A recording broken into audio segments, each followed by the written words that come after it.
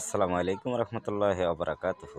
দেশের বাইরে যে জায়গাতে দেখছেন সকলের প্রতি শ্রদ্ধা রেখে স্মরণ করছি। দেশের স্বার্থে জনগণের স্বার্থে কথা বলছি। এখন বর্তমান যারা নির্বাচন নিয়ে ব্যস্ত হয়ে পড়ছেন তাদেরকে বলছি, নির্বাচন নিয়ে ব্যস্ত না হয়ে আন্তর্জাতিক সরকারকে সহযোগিতা করেন নিরপেক্ষ নির্বাচন পরিবেশ তৈরি করার জন্য।